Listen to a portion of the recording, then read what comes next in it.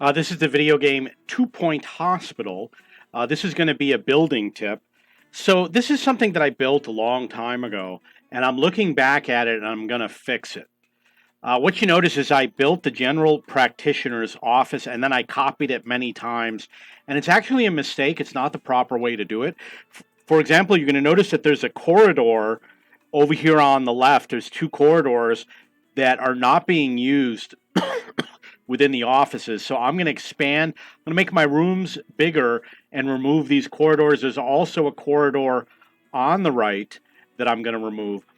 And on the right, on the upper right, there is a double width corridor. What I'm going to do is I'm going to remove that also. I'm going to expand one of the rooms so that it takes up more space, and it will be either I'll expand it so that it takes up both corridors, or I'll advance one to fill up one corridor and advance the other to fill up the other corridor.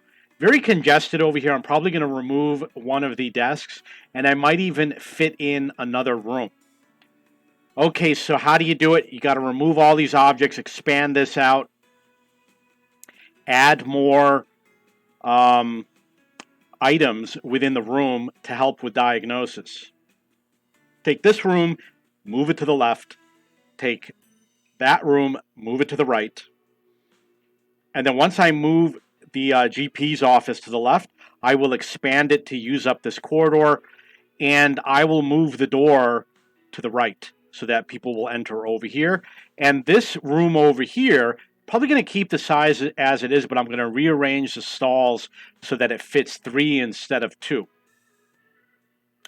Then what I'm probably going to do is I'm going to expand either this room to fill up the other part of the corridor and put the door over here, or I'll expand, yeah, it's probably the best way to do it is to expand that room, which means these two rooms are going to stay the same.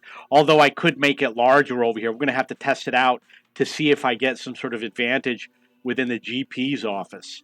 Over here, I'm going to take this, I'm probably going to expand it down to fill in part of the hallway, and this other room, I'm going to move it, I'm going to expand it upwards to fill in the hallway. I'll remove one of the desks, and I'll push this desk back against the wall. I will remove these objects and put them wherever they fit best, and I will consider adding another room. I haven't really decided yet, but clearly another room could easily fit in here. It's going to be a little bit tricky, but not impossible. You'll notice that there is no staff room in this building, and a staff room is one of the rooms that would make it easier for my staff. But the other option is I could just put a staff room over here by the door, and they could walk out and use that staff room. Because you know what? Take a look. What do you see? You see empty staff room. Why not just share a staff room or even the restroom between two buildings, because they're just not busy enough. Here's an example where it's just not busy enough, even though it doesn't work. Then when I do that, I'm going to have larger offices for the general practitioner. And what I'm going to do is I'm going to try and fit more items that help with diagnosis.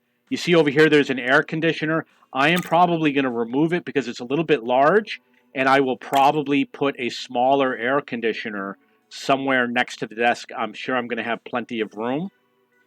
And I will move the hand sanitizer outside of the office so that everybody has access to it.